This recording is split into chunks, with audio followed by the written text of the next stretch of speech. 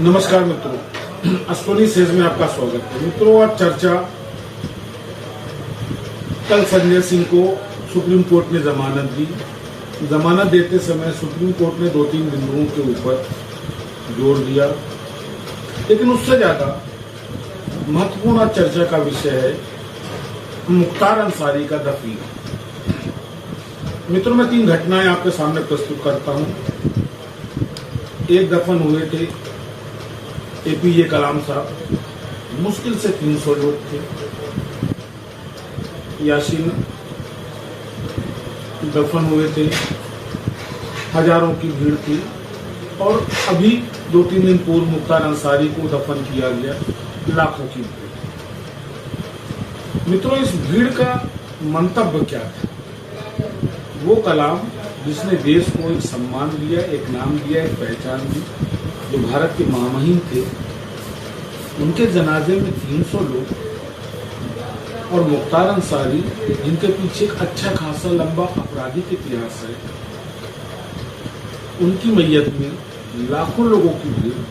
कहीं हम गलत दिशा में तो नहीं जा रहे? कारण साफ है। जिस तरीके से मुख्तार के दफनीने के लिए समाजवादी पार्टी टूटकर पहुंची, बसपा ने विरोध किया और मांग की कि उनकी मौत नहीं हत्या हुई है। समाजवादी पार्टी ने सवालिया निशान लगाए जेल की व्यवस्था के ऊपर। विपक्ष ने सरकार को टारगेट किया। ये कहीं ना कहीं राजनीति में बढ़ते अपराधीकरण का द्योतक है और ये निंदनीय है। मुख्तार सही थे या गलत है, मैं कोई कमेंट नहीं करना चाहता। जग जाहिर है, उनके ऊपर एक लंबे चौड़े मुकदमों की फेहरिस्त थी, कुछ में वो सजा भी पाए थे। जैसा कि उत्तर प्रदेश के एक सिपाही ने लिखा, वो गरीबों के मसीहा के हो सकता है, उन्होंने गरीबों की मदद की हो। मैं इस पर भी कोई टिप्पणी टीका नहीं करना चाहता, because it variates man to man. कोई उनसे किस रूप में मिला, कैसे मिला। लेकिन मित्रों, एक बात तो शाश्वत है कि मुख्तार का आपराधिक इतिहास था, वो अपराधी थे। और अपराधी का ऐसा महिमा मंडन ये सब समाज में नहीं होना चाहिए। इसलिए नहीं कि वो मुस्लिम थे, इसलिए नहीं कि वो किस जात किस धर्म के थे, इसलिए कि अपराध अपराध है। वो चाहे आर्थिक अपराध हो, वो चाहे शारीरिक अपराध हो, वो चाहे मानसिक अपराध, अपराध अपराध है।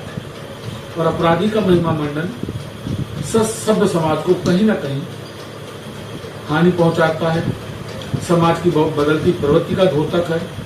और ये इंगित करता है कि आने वाले समय में इस तरीके के आइडियलिस्टिक कैरेक्टर समाज में आने वाले हैं। मित्रों, सोचने वाली बात है।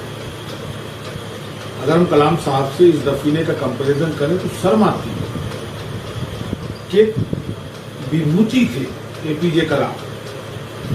अगर भारत के राष्ट्रपति पद को हम दरकिनारा कर बात करते हैं तो बुद्धता की प्रतिमूर्ति थे, एक व्यक्तित्व थे, भारत के राष्ट्रपति तो थे।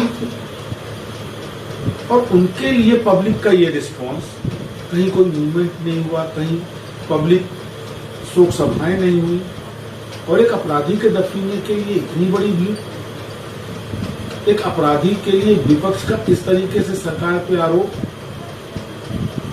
निसंदेह अगर कस्टडी में मौत होती है तो ये मांग तो जायज है कि इसकी जुडिशियल मजिस्ट्रेटियल जांच की जाए, लेकिन इस तरीके से डायरेक्ट सरकार को कटघरे में लाना, जेल प्रशासन को कटघरे में लाना, वो भी वो लोग कटघरे में ला रहे हैं जिन्होंने अपने शासनकाल में मुख्तार को इतनी छूट दी थी। मैं उत्तर प्रदेश पुलिस के एक रिटायर्ड डीएसपी शैलेंद्र सिंह के इंटरव्यू को यहाँ कोट करना चाहूंगा, जिन्होंने पहली बार मुख्तार के पास एलएनडी रिकवर होने की बात कही कि उन पर इतना दबाव तत्कालीन सपा सरकार, मुलायम सिंह सरकार ने बनाया कि अल्टीमेटली उनको रिजाइन करना। क्या ये उचित था? क्या ये जांच का और ये कार्रवाई का विषय नहीं है कि वो क्या कारण थे कि तत्कालीन सरकार ने, खास करके मुलायम सिंह ने, एक पीसीएस अधिकारी के ऊपर इतना दबाव बनाया?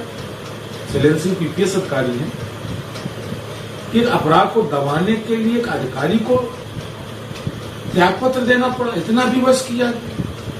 तो क्या वो सरकारें अपराध को पोषित करती थी? मित्रों, हिंदुस्तान में वैसे भी एक प्रॉब्लम है। 17 से 22% अल्पसंख्यक वोट के लिए विपक्ष जिस तरह पागल है और जिस तरह बहुसंख्यकों को नजरअंदाज कर रहा है, ये और कुछ नहीं, आने वाले समय में एक गंभीर परिणाम की चेतावनी है, आगाज है। जिस तरीके से विपक्ष अल्पसंख्यकों को प्रमोट कर बहुसंख्यकों के विरोध में प्रोजेक्शन दे रहा है, ये कहीं ना कहीं आने वाले समय में गंभीर होंगे। भारत सरकार को समझना चाहिए, राष्ट्रीय सुरक्षा से जुड़ी हुई एजेंसियों को समझना चाहिए। देखिए, भारत सरकार को समझना चाहिए, राष्ट्रीय सुरक्षा से जुड़ी हुई एजेंसियों को समझना चाहिए। देखिए, अरविंद केजरीवाल के ऊपर पुन्नू का आरोप आ गया कि उसने कितना पैसा उनको खालिस्तानी कार्यकर्ताओं की रिहाई के लिए दिया, उनके समर्थन के लिए दिया। तो अगर ऐसे अलगाववादियों से फंड होकर के पार्टियां हिंदुस्तान में काम करेंगी और सरकारें बनाएंगी, तो ये बहुत घातक है। मैं इस वीडियो के माध्यम से डिमांड करता हूं भारत सरकार से, केजरीवाल सही थे या गलत है, it is a matter of trial, इस पर कोई कमेंट नहीं कर रहा हूं, पर इस आरोप की एनआईए जांच की जाए।